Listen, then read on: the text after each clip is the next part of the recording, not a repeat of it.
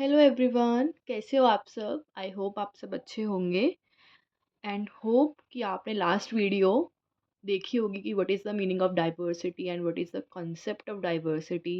क्या कंपोनेंट्स होते हैं डाइवर्सिटी के। अगर कोई भी डाउट है आपको लास्ट वीडियो से रिलेटेड तो प्लीज़ आप उसे कमेंट सेक्शन में लिख सकते हैं। I will try to resolve it as soon as possible. जो हमारी नेक्स्ट यूनिट है 1.2 लर्नर डाइवर्सिटी, आज हम उसको देखेंगे कि लर्नर डाइवर्सिटी एक्चुअली क्या होती है।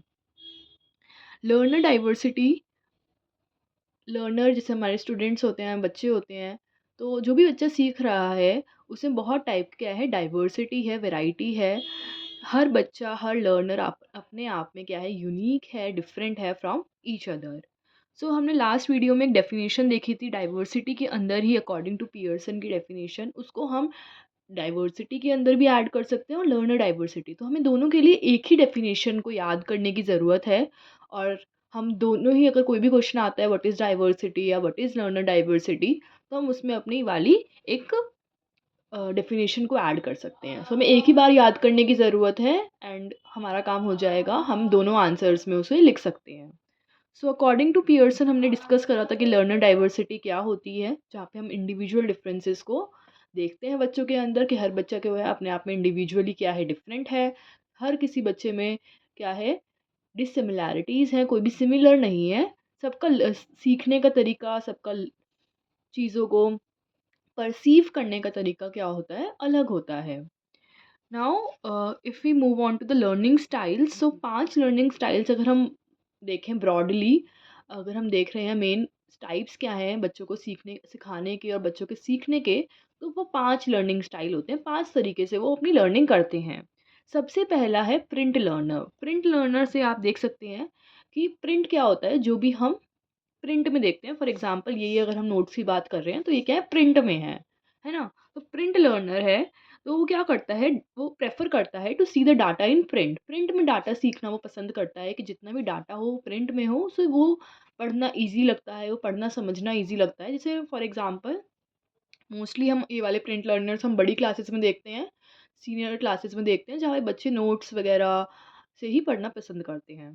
Second is visual learner. अब मैंने आपको नोट्स में देखेंगे तो ये जो नोट्स हैं ये कैटर करते हैं विजुअल लर्नर को भी, क्योंकि यहाँ पे बहुत सारे डिफरेंट डिफरेंट कलर्स का यूज़ हुआ हुआ है, डिफरेंट डिफरेंट इमोजीज का यूज़ हुआ हुआ है ना। तो वो क्या करते हैं, विजुअल लर्नर उससे अट्रैक्ट होते हैं। They prefer to see and observe the data in the data. जो भी डाटा होता है उसको वो देखना और ऑब्जर्व करना पसंद करते हैं। वो चीज़ों को अपने पास एक्सप्लोर करते हैं, देखते हैं, और वो विजुअल लर्नर होते हैं। जैसे कि हमारे डायग्राम्स हो गए, हमारे ग्राफ्स हो गए, है ना, कुछ पीपीटी में कुछ भी एलिमेंट्स हमने ऐड कर दिए, इमोटिकॉन्स ऐड कर दिए। सो ये विजुअल लर्नर उससे अट्रैक्ट होते हैं, उससे उनकी लर्निंग जो होती है वो अच्छी होती है। जैसे मुझे लर्निंग करना पसंद है बाय विजुअली, देख कर पसंद करना मुझे पसंद है, तो यहाँ पे मैंने ऐसे छोटे छोटे इमोटिकॉन्स ऐड करे हैं जिससे कि वो अट्रैक्टिव लगे और इजी हमें याद हो सके। ऑडिटरी लर्नर क्या होते हैं, जो सुनकर अपनी इंफॉर्मेशन को परसीव करते हैं। जो भी हम बोलते हैं वो उसको सुनते हैं। जैसे एजुकेटर बोल रहा है तो बच्चे क्या करते हैं, वो सुनकर चीज़ों को मेमोराइज़ करते हैं। इनकी स्ट्रेंथ यही होती है कि वो मेमोराइजेशन पर ज़्यादा इनका फोकस रहता है, वो जल्दी चीज़ों को याद कर पाते हैं सुनकर। टेक्टाइल लर्नर क्या होते हैं, टेक्टाइल लर्नर हमारे जो टच करके चीज़ों को समझते हैं। जैसे मॉडल्स होते हैं हमारे 2D 3D मॉडल्स, उनको टच करके वो चीज़ों को समझना पसंद करते हैं।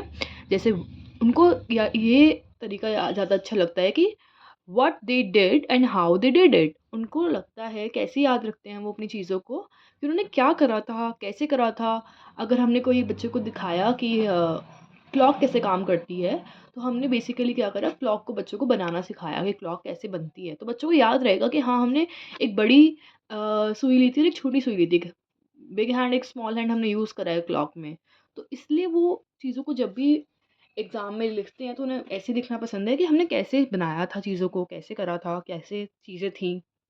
तो टैक्टाइल लर्नर जो होते हैं वो करके सीखना पसंद करते हैं। लर्निंग बाय डूइंग हम कह सकते हैं, tactile learner learning by doing से सीखते हैं। काइनेस्थेटिक लर्नर अगर हम बात करें, काइनेस्थेटिक लर्नर जो होते हैं वो मोशन से सीखते हैं, यानी चल फिर के मूवमेंट से सीखते हैं। फॉर एग्जांपल हमने बच्चों को बोल दिया कि बोर्ड पे क्वेश्चंस हैं, अब आपको कॉपी पे ना लिखकर आप बोर्ड पे आइए और बोर्ड पे क्वेश्चन सॉल्व करिए। तो जब वो अपनी सीट से उठकर बोर्ड तक आ रहा है तो उसकी एक मूवमेंट हो रही है, बोर्ड पर भी वो क्या कर रहा है, अपने हाथों से लिख रहा है, मूवमेंट हो रही है इसकी। तो इससे बच्चे काइनेस्थेटिकली सीखते हैं।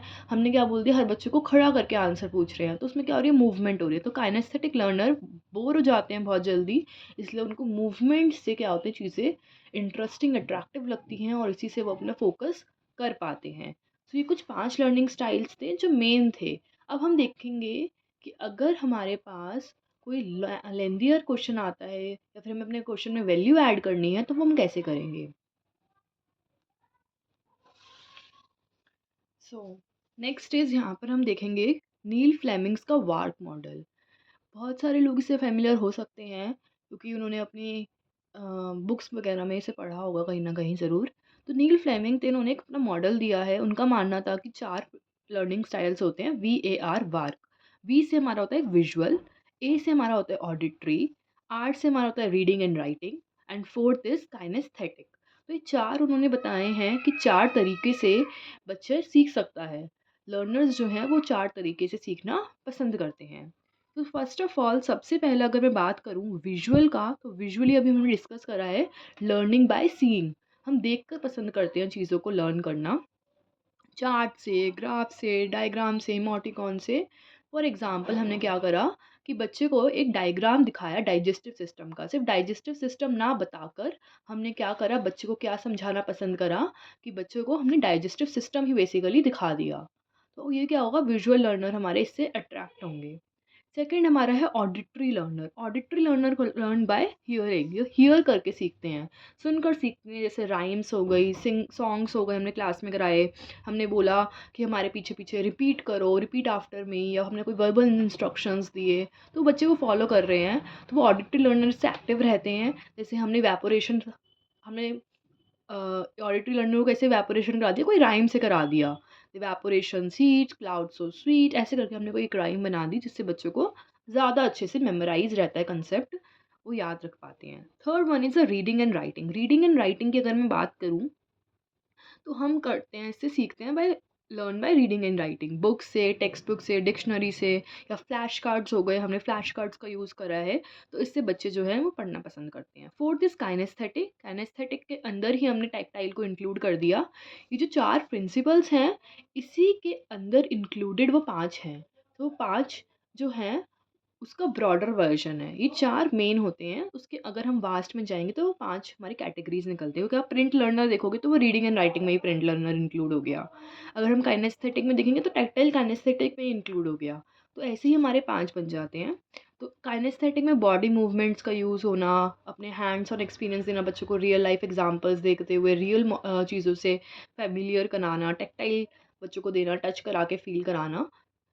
तो बॉडी मूवमेंट्स का अगर हमें मैथ कंसेप्ट कराना है तो हमें क्लॉक हैंड्स को बताते हुए हमें आर्म्स हम बता सकते हैं बच्चों को कि अपना जो एक हैंड है उसको हम कैसे यूज़ करते हैं क्लॉक कंसेप्ट में। सो बच्चे जो हैं वो काइनेस्थेटिकली भी काफ़ी ज़्यादा सीखते हैं और ये लर्निंग बाय डूइंग होता है, जो टैक्टाइल इसी में इंक्लूडेड है।